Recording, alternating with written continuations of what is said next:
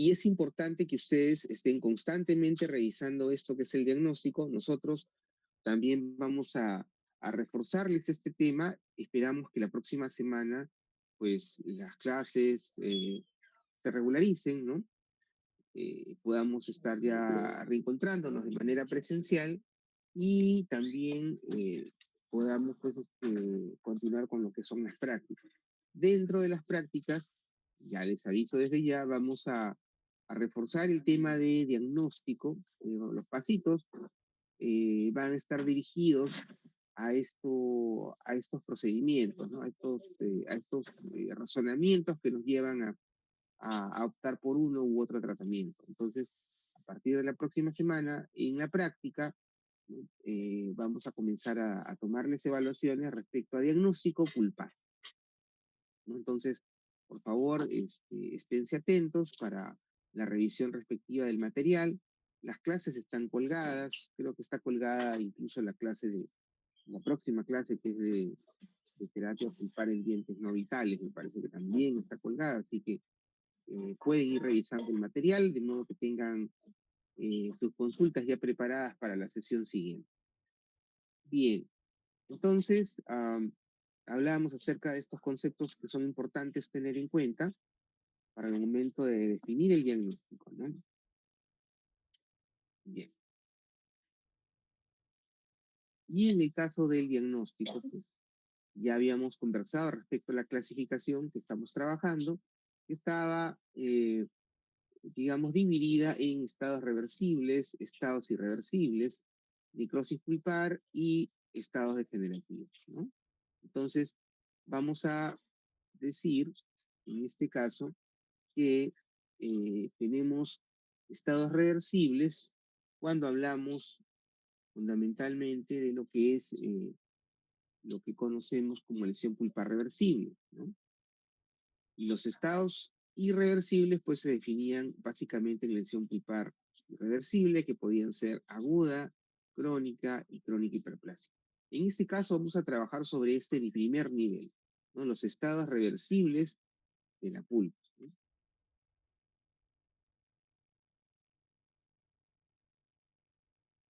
Bien, ¿qué caracteriza a este tipo de diagnóstico?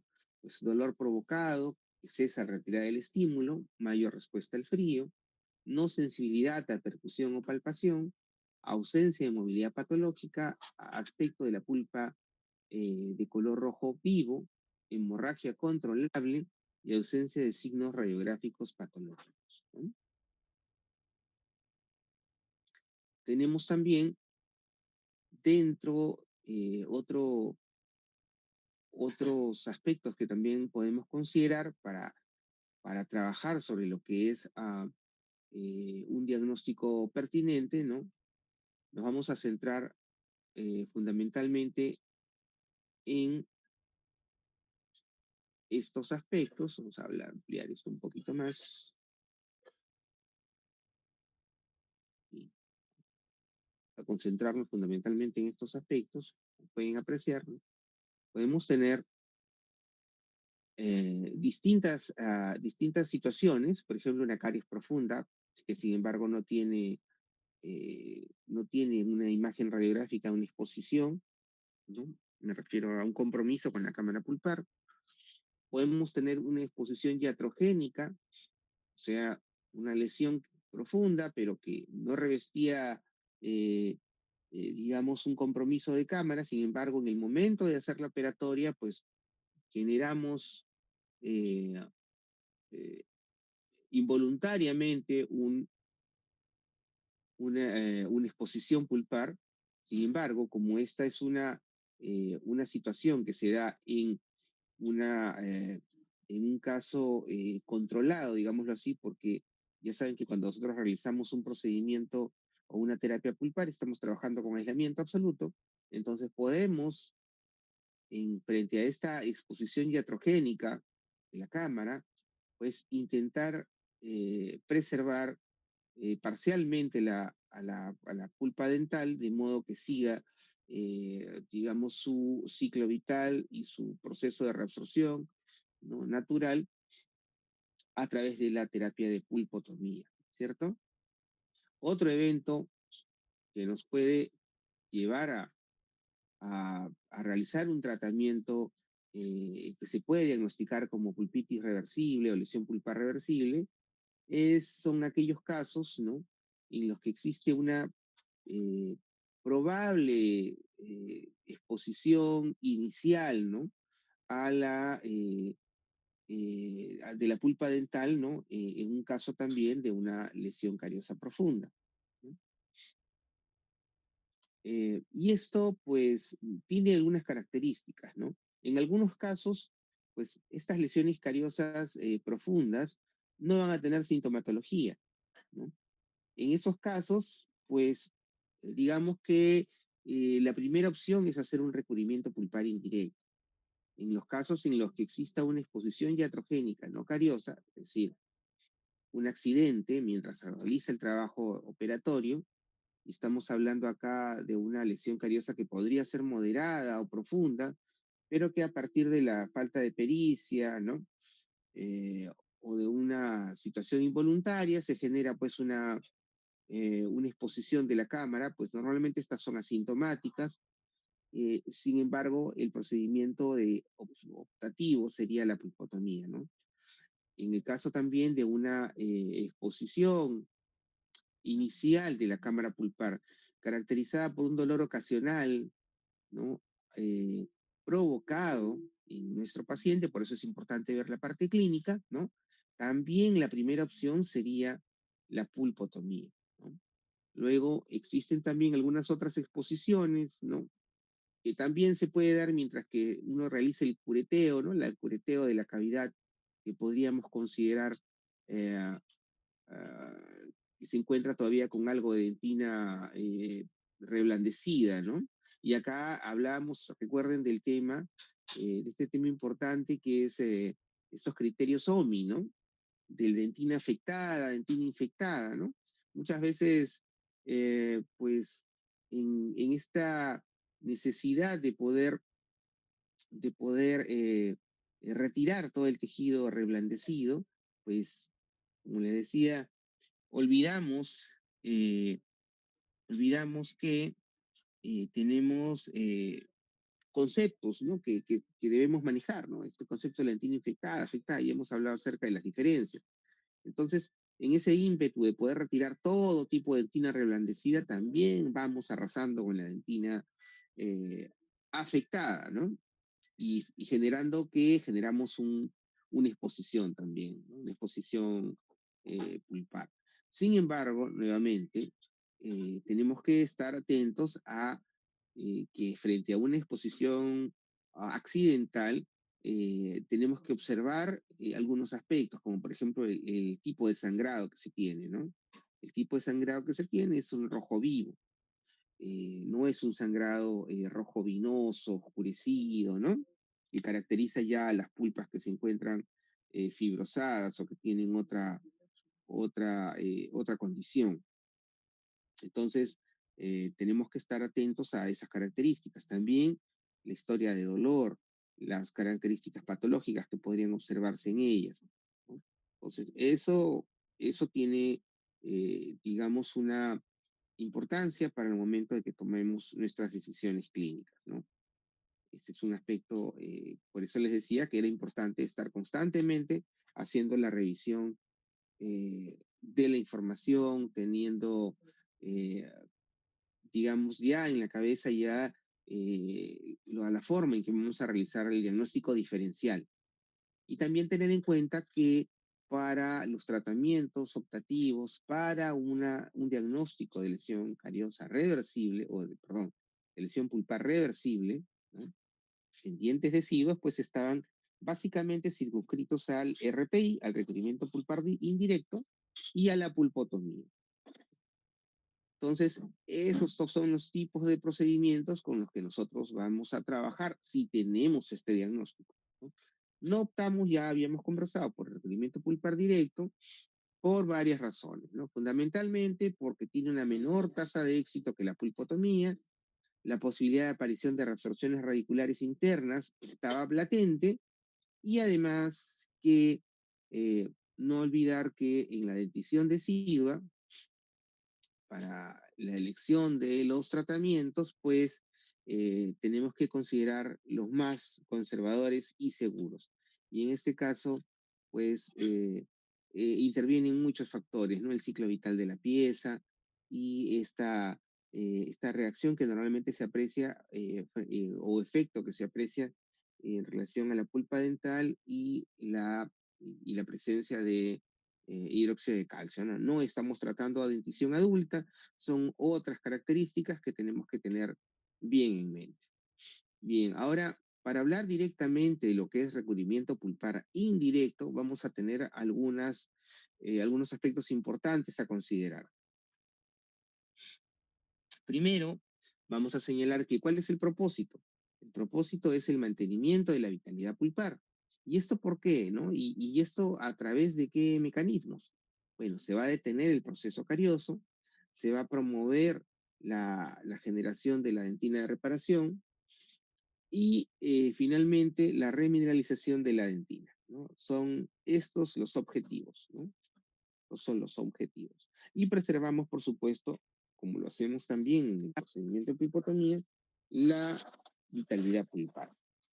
Indicaciones, piezas, piezas con lesiones cariosas profundas, ausencia de signos o síntomas de lesión pulpar. ¿Ya? ¿Esto qué significa? Significa que no tengo un dolor, no tengo un dolor, significa que no tengo un dolor, que no tengo un dolor,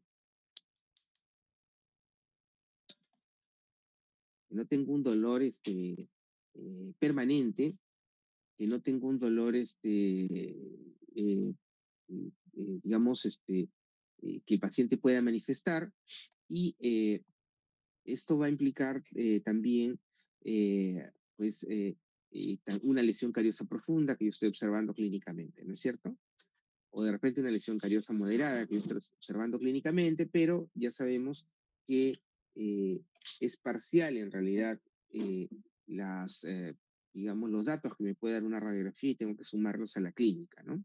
Entonces veo sintomatología, veo una lesión cariosa presente, probablemente profunda, ¿no? Y sobre la base de identificar estas características, pues me planteo yo optar por lo que significa un recubrimiento pulpar indirecto.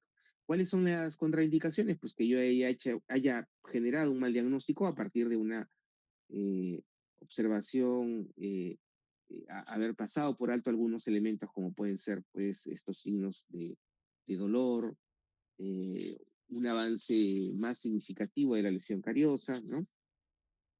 Entonces, esos aspectos tenemos que tomar en consideración. Criterios clínicos, pues existe una ausencia de alteración de color de la pieza, ¿no? Ustedes saben que caracteriza ya a una afectación mayor de la cámara de la pulpa dental, el hecho de que exista un cambio de color, la ausencia de movilidad también, lo que lo haría incompatible con el estadio de reabsorción fisiológica, ¿no?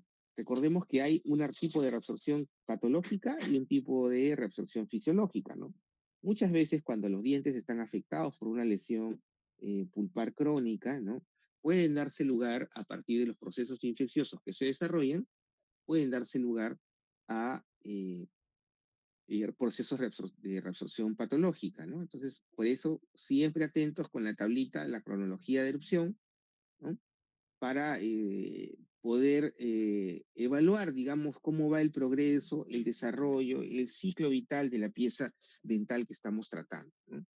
También la podemos comparar con el análogo, con la pieza análoga, como para observar, eh, digamos, comparativamente, cómo va el proceso natural o fisiológico del paciente. Además de eso, vamos a observar que hay una integridad de los tejidos blandos, ¿no? Integridad de los tejidos blandos, y también vamos a observar que existen ah, ausencia de sintomatología dolorosa. Radiográficamente vamos a observar integridad de los tejidos periapicales e interradiculares, ¿no? ausencia de reflexión externa e interna, integridad, integridad de la lámina dura en torno al germen permanente. Entonces, esas características propias de un caso en el cual el recubrimiento pulpar indirecto podría estar indicado.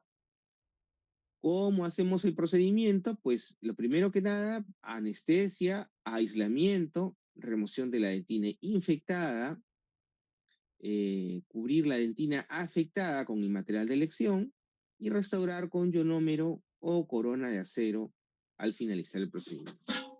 Es importante recordar de que este tipo de casos pues son lesiones cariosas que tienen una cercanía con la cámara pulpar, ¿no es cierto? Entonces, dependiendo del grado de destrucción de esta pieza dental, pues vamos a considerar optar por uno u otro tipo de procedimiento para restaurar la funcionalidad de la pieza, ¿no? Y la destrucción, digamos, eh, no es de un grado importante, sino ha afectado eh, más del 30 o 40% de la superficie dental, podríamos hacer una superficie eh, de la pieza dental, podríamos intentar hacer una restauración directa.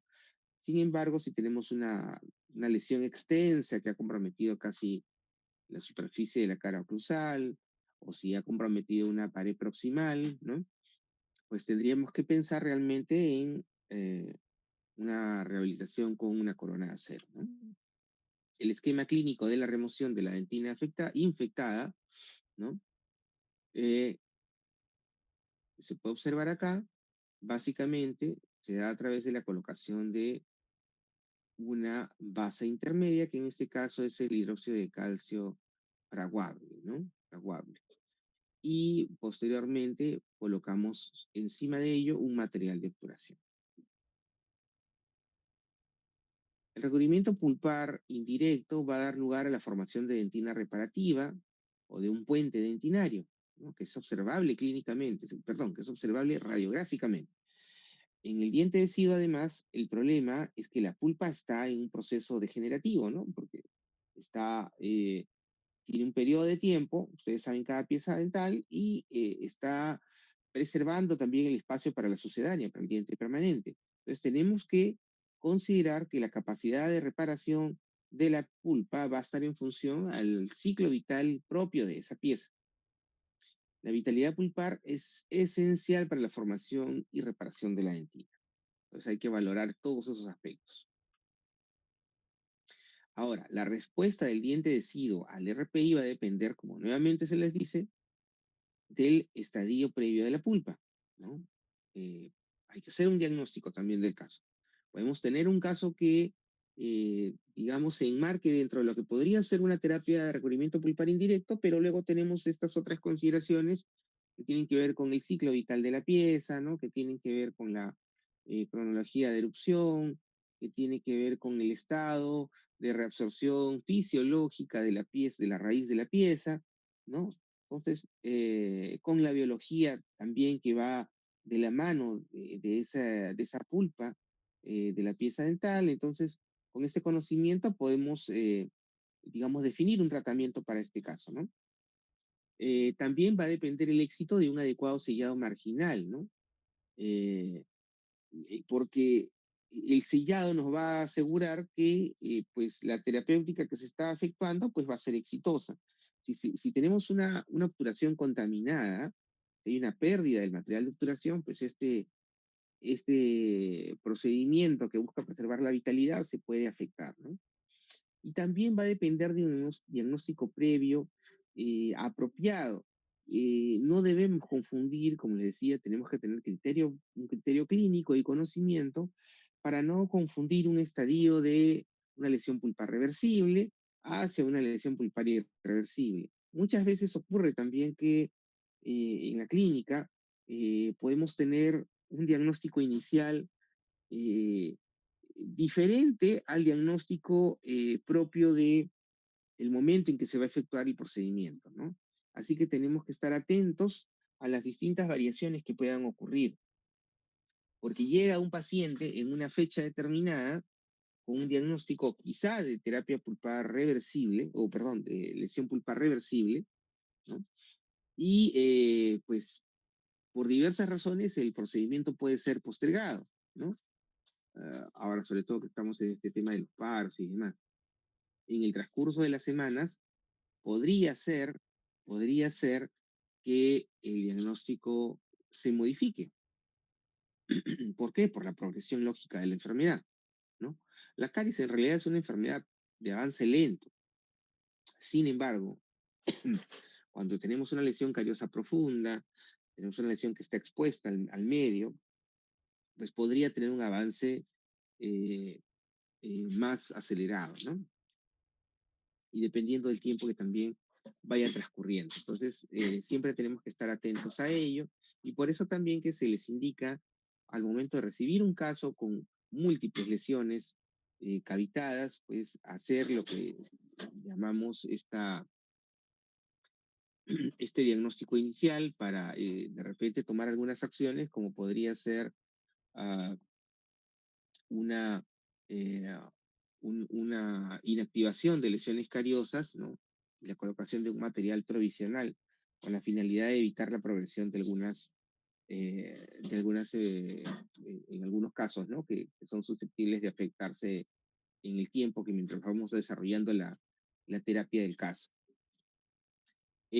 También es importante retirar al momento que hacemos estas preparaciones, ¿no? La totalidad de la dentina infectada, ¿no?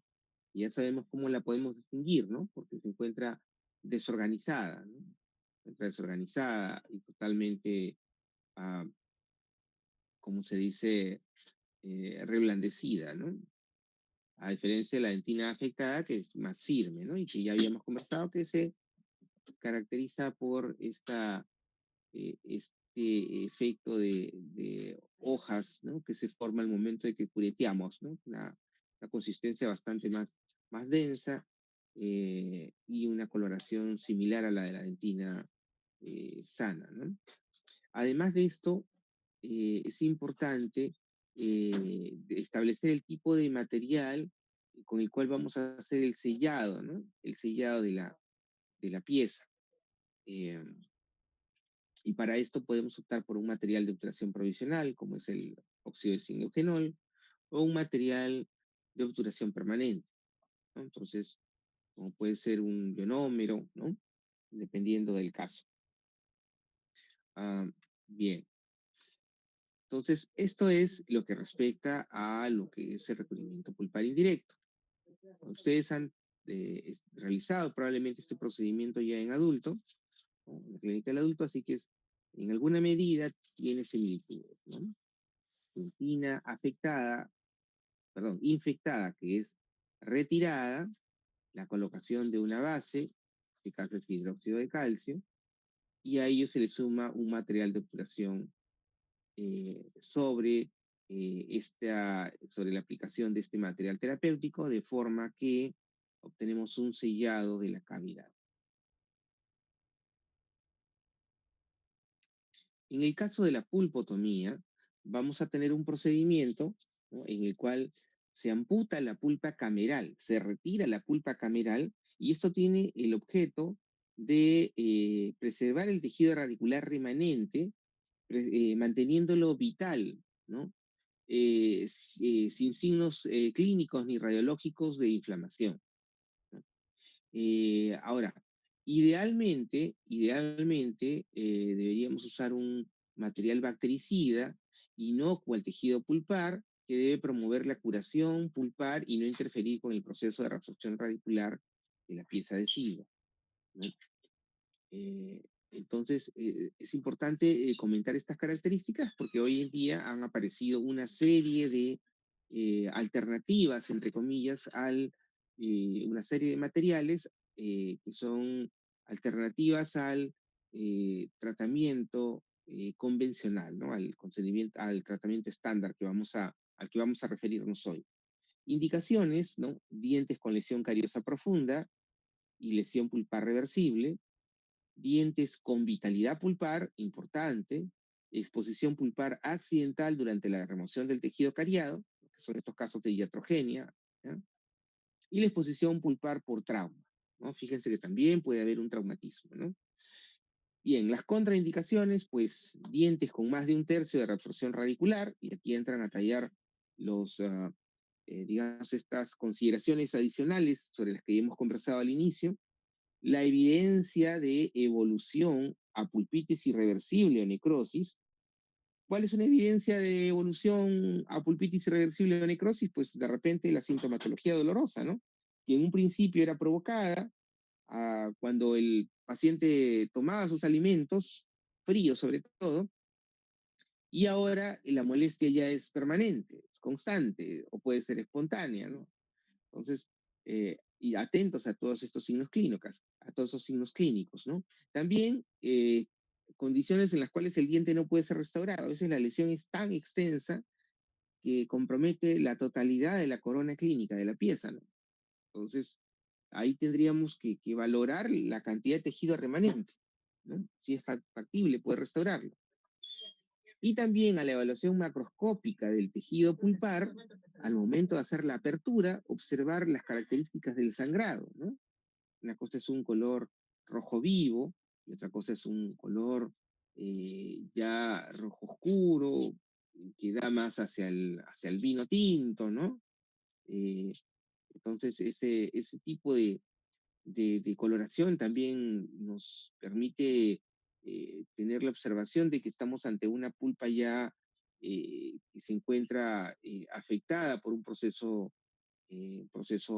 inflamatorio, infeccioso, o también nos da evidencia de que ya el estadio de la cámara, de la pulpa, pues se encuentra en una fase, digamos, en un avance considerable de su ciclo vital, y por tanto la pulpa puede ya tener características más de fibrosis, y esto no va a favorecer la, digamos, este objetivo que es mantener la vitalidad pulpar, ¿no? Porque ya no es capaz de reaccionar a este proceso inflamatorio presentado, ¿no? Entonces, la pulpotomía, como comentábamos, va a incluir este tipo de procedimientos, ¿no? Una apertura hacia la cámara, ¿no? Una exposición del techo cameral con la finalidad de qué? De retirar todo lo que es la pulpa cameral, ¿no? Pulpa cameral. En estos casos, pues, eh, también es importante señalar que una vez que se ha obtenido la limpieza de la pulpa cameral, ¿no? O de la cámara pulpar, vamos a colocar medicamentos, ¿no? Vamos a colocar medicamentos que van a estimular, ¿qué cosa? La cicatrización de los muñones, ¿no? Estos muñones que van a quedar allí a partir del retiro de la pulpa cameral, ¿no? Y esto debe permitir la cicatrización, como ya habíamos comentado, y también que la pieza continúe con su ciclo vital, ¿no? Se preserve su ciclo vital. Y de esta forma pueda continuar el proceso natural de resorción fisiológica, y esta pieza pueda ser utilizada como un mantenedor de espacio, tal cual era su función original, ¿no? Además de, obviamente, su función para la función masticatoria. Entonces, importante tener un conocimiento de la anatomía de las piezas, ¿no? Para poder realizar un acceso eh, y un procedimiento adecuado, ¿no?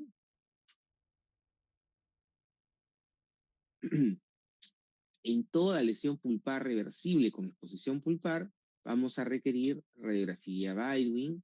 El diente deciduo tiene que tener un menor espesor, eh, va a tener un menor espesor que los dientes, digamos, permanentes, ¿no? Entonces hay que considerar también esas, esos aspectos al momento de trabajar con ellos, ¿no?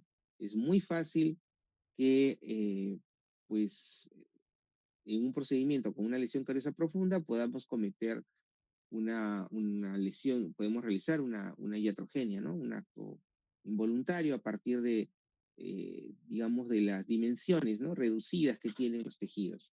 Además de esto, también tenemos que señalar que las caries interproximales eh, son un aspecto al que tenemos que estar muy atentos, porque son aquellas que por lo general nos van a dar lugar a este tipo de lesiones con mucha facilidad. Y esto debido a que el espacio o la distancia, el recorrido de una lesión cariosa interproximal hasta la cámara pulpar es mucho menor que si fuera por la superficie oclusal, ¿no? En la superficie oclusal tenemos todavía que atravesar pues el esmalte, ¿no? De 1,5 milímetros, la dentina que tiene un grosor también de 2,5 milímetros a 3, dependiendo del punto donde ingrese la lesión, en comparación con el área interproximal donde pues el esmalte podría tener un grosor menor a 1 milímetro y pues la distancia del grosor de la dentina podría ser incluso menor a 2 milímetros, ¿no? Entonces el camino que tiene para llegar a la pulpa es mucho más rápido. Por eso decíamos que las lesiones cariosas proximales pues realmente son de temer dependiendo de la ubicación, ¿no? Una ubicación muy cervical la lleva a un camino muy rápido hacia la cámara pulpar, ¿no? Y de repente, aunque no se aprecia clínicamente una lesión cavitada en oclusal, ¿no? Como es lo típico, podríamos ya tener una pieza con una lesión pulpar, eh, digamos, ya establecida, ¿no? Así que atentos con los tipos de, digamos, de lesiones que vamos a observar en clínica, ¿no? ¿Qué cosa nos va a evidenciar que se ha llegado al éxito en el caso de una pulpotomía? Pues la vitalidad de la mayor parte del complejo radicular, ¿no? El efecto limitado al sitio de la amputación, ¿no? Ausencia de signos y síntomas adversos y prolongados, ausencia de signos radiográficos de reabsorción interna, externa, fístula u obliteración del conducto, ausencia de lesiones en los dientes sucedáneos, ¿no? Todas esas características nos van a llevar a concluir de que el procedimiento que hemos efectuado ha sido exitoso, ¿no? A ver, tenemos, dependiendo de los tipos de materiales a utilizar, una serie de objetivos y una serie de, eh, digamos, limitaciones, llamémosle así, eh, a partir de la aplicación de estos procedimientos. Entonces vamos a decir de que el procedimiento estándar incluye, hoy en día, formocresol. Este formocresol va a estar diluido, digamos, una en 5 partes. Eh, este es el procedimiento, llamémosle estándar, el que ustedes van a aprender de forma inicial. ¿Existen otros procedimientos con los que se puede trabajar pulpotomía? Hoy en día sí, por supuesto, ¿no? Por supuesto que sí. Hay planteados otros procedimientos como la electrocirugía y el ACE, el ultraldehído, el sulfato férrico, el MTA, el biodentín, ¿no? El uso de hidróxido de calcio. Y estos procedimientos van a tener distintos objetivos terapéuticos. En el caso del uso del formocresol y de la electrocirugía, desvitalización. En el caso del glutaraldehído y el sulfato férrico, pues la preservación. Y en el caso del MTA, biodentín e hidróxido de calcio, van a buscar como objetivo terapéutico la regeneración.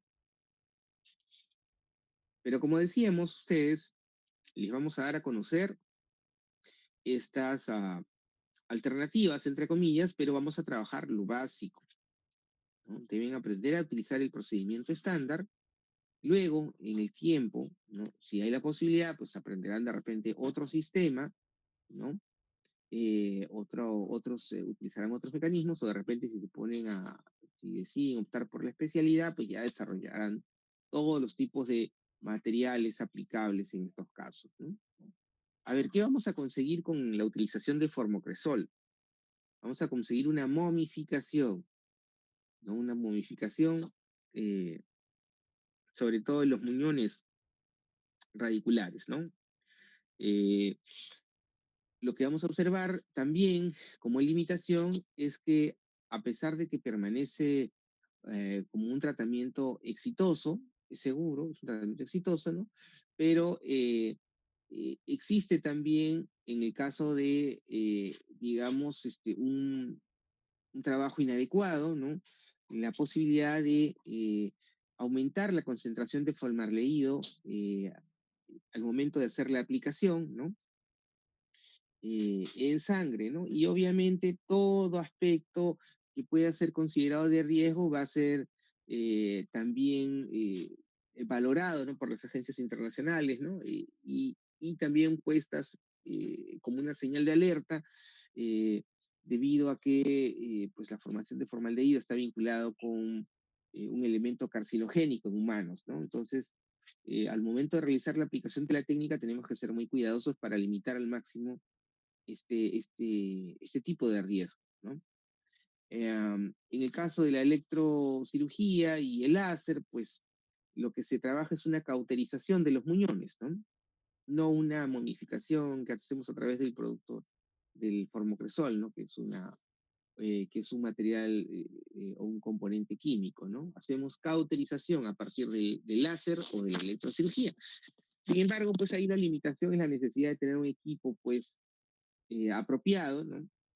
Y también el entrenamiento, porque estos equipos requieren un entrenamiento y una destreza, ¿no? En el caso del uso de glutaraldehído, vamos a obtener también una desvitalización, pero es mínima, ¿no? La respuesta clínica y radiológica es inferior al formocresol y va a depender del tiempo de aplicación y de la dilución, ¿no? Eh, Normalmente es dependiendo de digamos, eh, de la fórmula que se va a emplear, pues una dilución que puede ser 1 en 16, ¿no? O 1 en 8, en la mayoría de los casos la dilución se hace con agua, ¿no?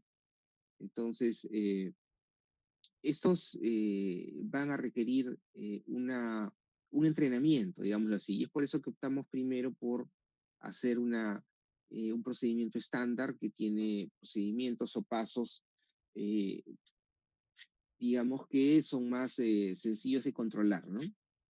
El uso del sulfato férrico, pues se emplea como eh, se espera una forma de complejo de proteínas de ion férrico que nos ayude con el tema de la eh, preservación de la vitalidad de la pieza, y los productos que vamos a tener en el mercado pues tienen distintas concentraciones, ¿no? Ahí también hay que leer pues su literatura para establecer la concentración o o digamos el sustento de algunos materiales que puedan resultar más apropiados, ¿no? El uso del MTA, que también se espera una regeneración, sus limitaciones tienen que ver con el costo elevado y el tiempo de fraguado que va de 3 a 4 horas, ¿no? El biodentín, ¿no?, preserva la vitalidad pulpar, pero ya conocerán ustedes que han tenido la oportunidad, el costo elevado es, digamos, su principal limitación. Además, el hecho de que el trabajo o la evidencia en piezas deciduas todavía pues no es suficientemente consistente, ¿no? Si bien es cierto, existen reportes de evoluciones favorables, todavía no tienen un gran respaldo científico, ¿no? El hidróxido de calcio, que también se usa para formar una barrera mineralizada, pues tiene el problema de que podría generar absorción interna y esto puede estar vinculado al fracaso del procedimiento, ¿no? Ya sabemos ya los efectos que causa el hidróxido de calcio y por eso que no hacemos recubrimiento pulpar directo, ¿no? Entonces existen toda esta gama de materiales, todos tienen sus limitaciones, tienen sus características o han sido utilizados y han sido exitosos en alguna medida, han sido reportados, pero con estas limitaciones, ¿no? Entonces, no vamos a hacer un salto hacia un material que todavía se encuentra, digamos, en proceso de estudio, ¿no? De reporte. Enseñamos primero el procedimiento estándar y a partir de ello, de que logren esa competencia, pues, de existir el tiempo, pues podríamos hacer también o utilizar otro tipo de procedimientos.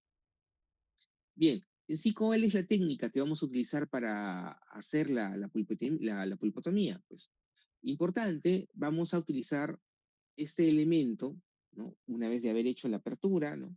De haber expuesto y retirado la cámara, la pulpa cameral y de haber expuesto los muñones, eh, vamos a utilizar el formocresol, pero el formocresol está diluido 1 en 5, o lo que podemos considerar formocresol al 20%. ¿Qué vamos a usar como diluyente? Vamos a usar la glicerina, ¿no? Entonces, este producto es importante que lo tengan al momento de hacer el procedimiento. Y vamos a usar agua destilada. Este es el diluyente. 3 partes de glicerina por una de agua destilada. De esta forma vamos a conseguir el material diluyente. Luego vamos a utilizar el formocresol que nos llega, tenemos en un frasco, y vamos a utilizar 4 gotas de diluyente. El diluyente, como sabemos, está conformado por 4 partes, ¿no? El diluyente está conformado por 3 partes de glicerina y una de agua destilada, ¿no? Entonces, juntos, esta fórmula diluyente la vamos a aplicar con una parte de formocresol y de esta manera vamos a obtener el formocresol al 20% o formocresol diluido. Ese es el elemento que vamos a aplicar, ¿no? Ahora, les comento, cuando era estudiante, la manera en que me enseñaron, el procedimiento que me enseñaron para hacer el tratamiento de pulpotomía, no incluía dilución de formocresol, ¿no? Sin embargo, pues con los años, con la evidencia de la ciencia, pues nos demuestra de que el uso de este producto, pues podría a llegar pues con ciertas, eh, podría afectar la salud, pues a partir de que se genera pues un elemento residual que puede ser carcinogénico, ¿no? Como es, digamos, el formaldehído. Entonces, para limitar esa situación, pues eh, se comenzó a utilizar el formocresol diluido, ¿no? Como una manera de limitar la posibilidad de exposición a este agente carcinogénico o para limitar la formación de este agente carcinogénico que es el formaldehído, ¿no? Entonces, por eso el tema de la dilución, ¿no? Entonces, tenemos este elemento que nos va esta formulación, esta adaptación a la formulación original que nos va a permitir una menor afectación, ¿no?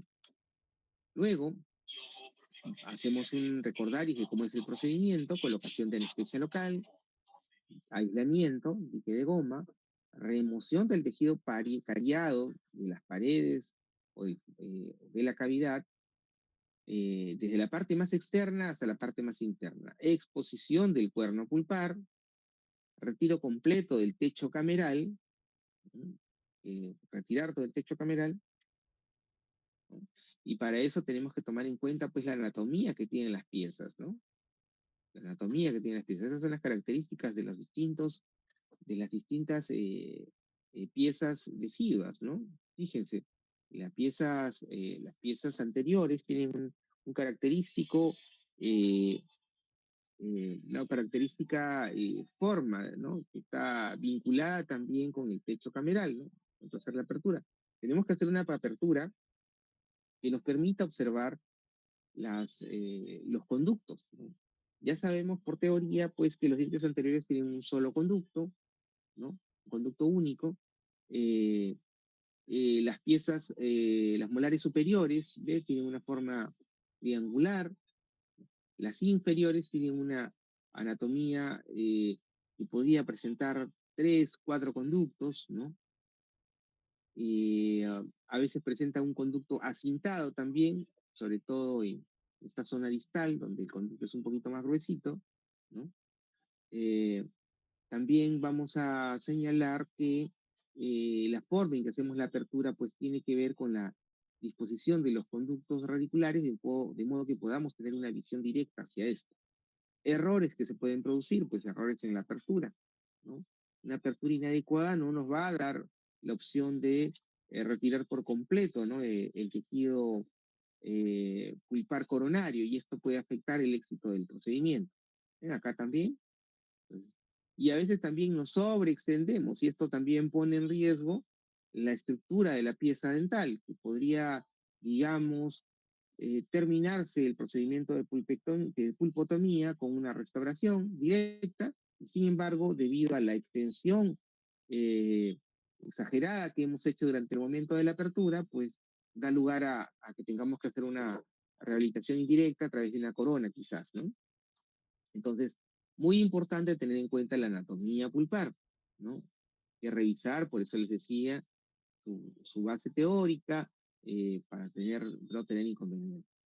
Existen algunos errores que tienen que ver con la posibilidad de encontrar los conductos radiculares al momento de hacer la remoción del tejido pulpar cameral, ¿no? Eh, a veces, en algunos casos, ¿no? No encontramos un conducto, o a veces podemos hacer, y esto tiene que ver, como les decía, con la forma en que estamos haciendo la apertura, ¿no? Tenemos un conocimiento de la anatomía y tenemos que tener técnica también para poder identificar a partir de la exploración de la cámara, identificar si todavía tenemos restos de techo cameral para poder realizar la extensión conveniente para exponer esta entrada de los conductos, ¿no?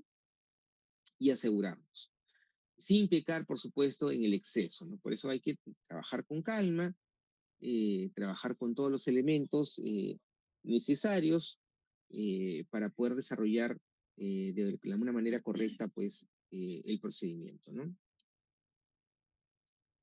Bien, vamos a tener características diferentes dependiendo del tipo de pieza. Acá podemos ver un incisivo, ¿no? Aquí podemos ver un canino que tiene una forma de acceso diferente, ¿no? Ahí podemos ver la forma ovalada, ¿no? Que tiene la apertura.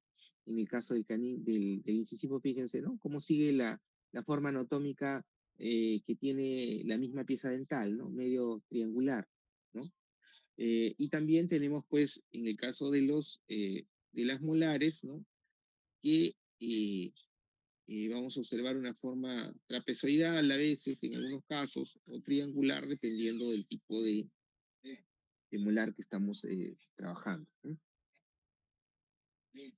Bien, entonces, estas son imágenes que tienen que ver con la propia simulación, ¿no? Piezas en simulación, que se puede observar pues el tejido simulado, el tejido de la cámara pulpar simulado, el retiro de la pulpa coronal, ¿no? Y vamos a también comentar de que al momento de hacer la exposición del techo de cámara, la apertura, el retiro total del techo de cámara, vamos a proceder con este curetaje, ¿no? Obviamente el instrumental se encuentra estéril, ¿no? Con aislamiento absoluto, y vamos a proceder a retirar el tejido de la pulpa cameral con una cureta afilada, obviamente, y para posteriormente hacer un lavado, una irrigación con suero. Luego de haber, si hemos hecho de una manera correcta el curetaje, ¿no? El retiro completo de la pulpa cameral, ¿no? Si hemos hecho una limpieza adecuada, pues al momento de hacer el lavado con suero debe producirse una hemostasia, ¿no? Una hemostasia. Entonces, esta hemostasia, pues la hacemos también con un algodón estéril y debemos verificar que esta hemostasia se haya producido, ¿no? Es decir, que eh, ya no exista un sangrado latente, ¿no? Y eso se puede observar de esta manera, ¿no? Como pueden apreciar aquí, ¿no? Observan la entrada de los canales, ¿no? Pero no existe un sangrado que discurra por entre los conductos, ¿no? O el piso de la cámara, ¿no? Este es digamos, el logro de una hemostasia de manera apropiada. A veces no se logra la hemostasia debido a que el curetaje o el retiro de la pulpa cameral no ha sido completo. Hemos dejado algunas extensiones, ¿no? Por eso hay que ser muy cuidadosos y eso lo van a obtener con la práctica, no esa destreza, para hacer una limpieza adecuada. Pero otras veces han hecho una limpieza adecuada de la pulpa cameral, pero podría pasar de que el proceso inflamatorio, infeccioso, pues haya evolucionado hacia un estadio eh, posterior y nos encontremos con una pulpa pues que no reacciona a estos intentos de lograr hemostasia, sino que continúa sangrando. O un sangrado, o podemos hacer un sangrado con una coloración rojo-vinosa. Entonces podemos pensar de que pues estamos con características eh, que más nos llevan a pensar en que ya la lesión no era una lesión pulpar reversible, sino irreversible, ¿no? Entonces es importante observar este, esta hemostasia luego de haber hecho el retiro del material. Entonces, sobre los muñones vamos a aplicar una bolita de algodón, la bolita de algodón pequeña, pequeñita, que oblitere el conducto o la entrada del conducto radicular. Nada más. En ella vamos a colocar el formocresol diluido, 4 minutos, sin presionar excesivamente, solamente para conseguir que se mantenga en ese lugar donde estamos haciendo la colocación del fármaco, ¿no? Y luego de 4 minutos, al retirar la bolita, el aspecto debe haber pasado de un rojo vivo, pues a un granate oscuro, ¿no? Propio de la necrosis de la zona superficial. Esta coloración va a observarse sin hemorragia también, ¿no? Entonces, observado ese aspecto, lograda esa hemostasia, pues vamos a colocar una base de óxido de zinc eugenol, ¿no? Y hacer un control radiográfico, ¿no? Al momento de hacer el control radiográfico, pues lo que vamos a observar normalmente es esto, ¿no? El llenado completo de lo que es la cámara pulpar, ¿no? Con este material estándar, que es el óxido de zinc eugenol. Fíjense acá, en la radiografía podemos observar que acá le ha faltado, ¿no? Retirar un poquito de techo cameral, ¿no? Se puede observar.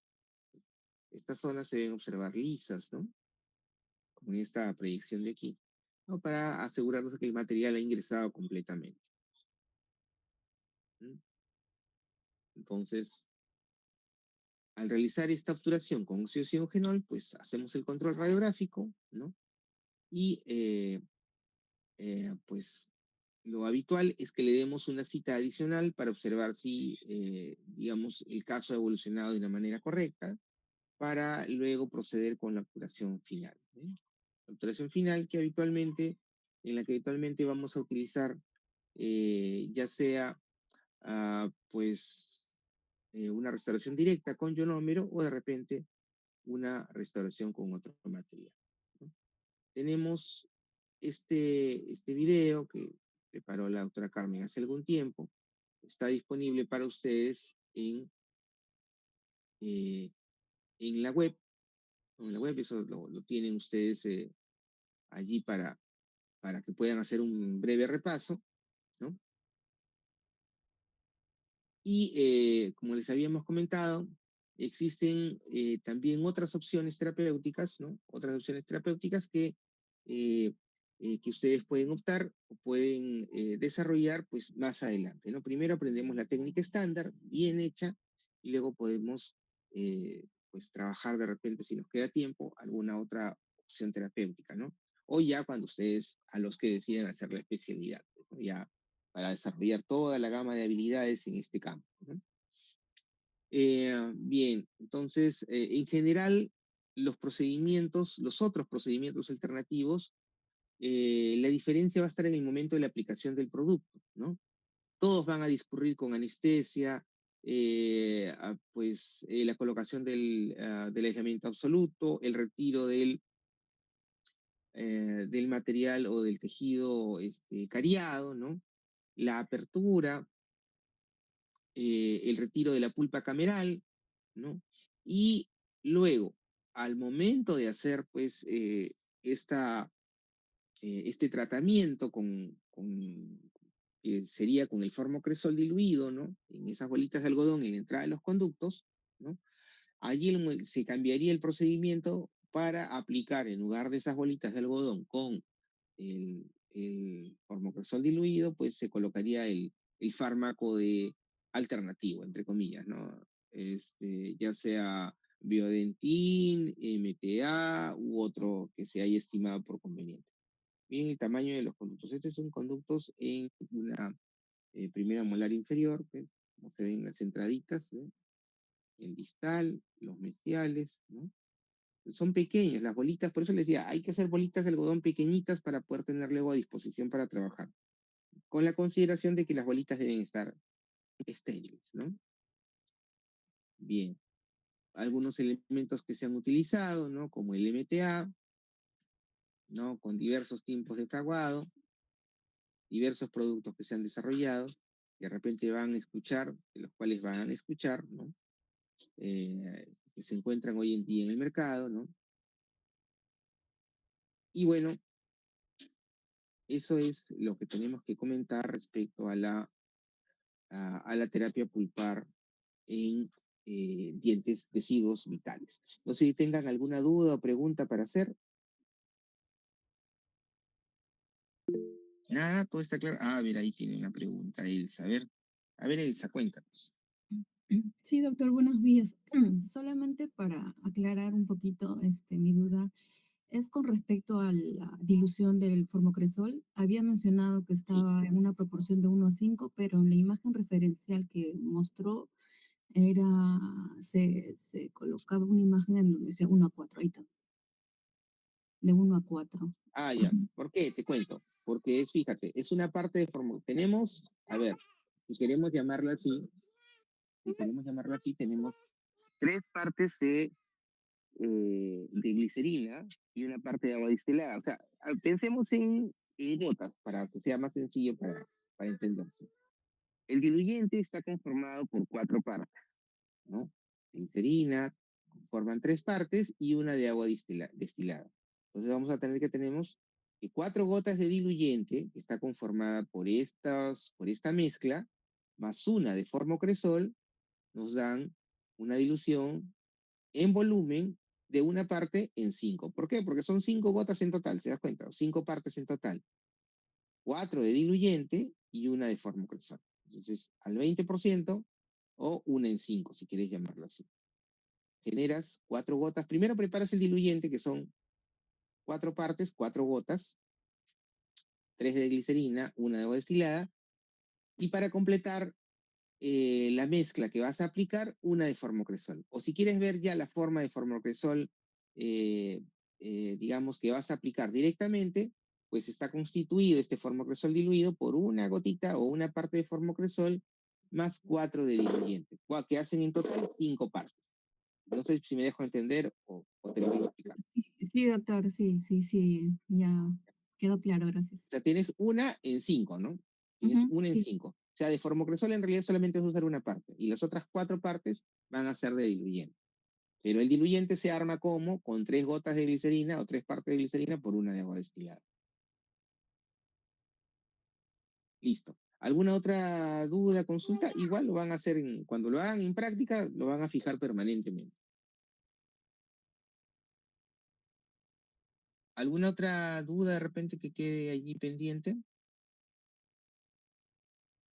Otra cosa que les quería comentar, mientras a ver, piensan bien si tienen alguna otra duda.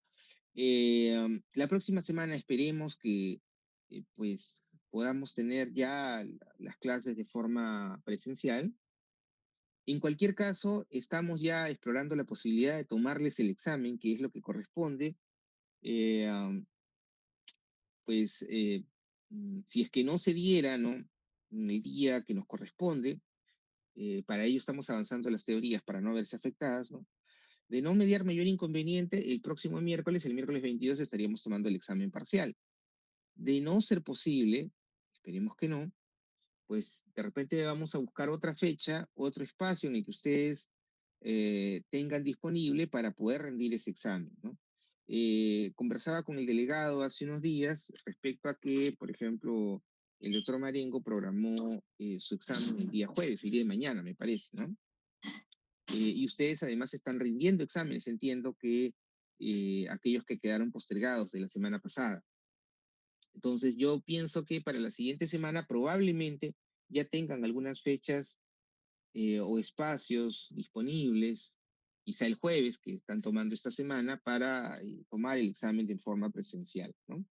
Entonces vamos a manejar esas opciones, esperemos que no sean necesarias, pero de ser necesarias, pues las podemos utilizar para no retrasarnos demasiado, ¿no? Porque ya con estas interrupciones estamos en general pues afectando el desarrollo del curso, ¿no? Habíamos tomado previsiones para dos suspensiones, pero pues la coyuntura política, social, pues nos está obligando nos está exponiendo a más suspensiones de las que habíamos considerado, ¿no?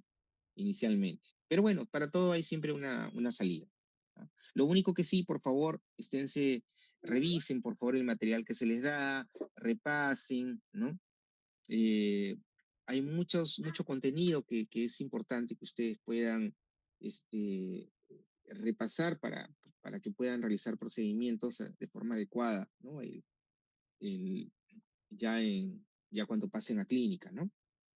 Entonces, nada más ello, ¿no? Y cualquier duda, pues estamos siempre atentos a absolverlas, ¿no?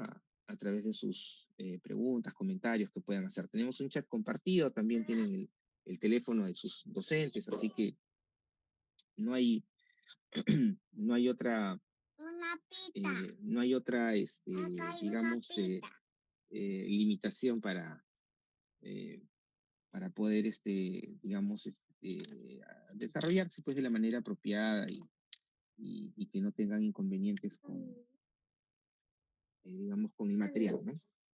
Eh, ¿Alguna otra duda? Ah, bien. Bueno, les agradezco entonces que se hayan conectado, esperemos que la situación se vaya resolviendo y estamos coordinando con el señor delegado, pues cualquier propuesta digamos, alternativa frente a los hechos que vienen sucediendo, ¿de acuerdo? Por favor, revisen su material y prepárense pues para su evaluación parcial, que de todas maneras pensamos llevar a cabo la siguiente semana. Bien, entonces, sin más, bueno, les agradezco su atención y nos estamos encontrando pues en la próxima sesión, ¿ya? Cualquier cosa, ya saben, se comunican y estamos atentos a sus comentarios. Gracias, buenos días, que tengan un buen día, cuídense.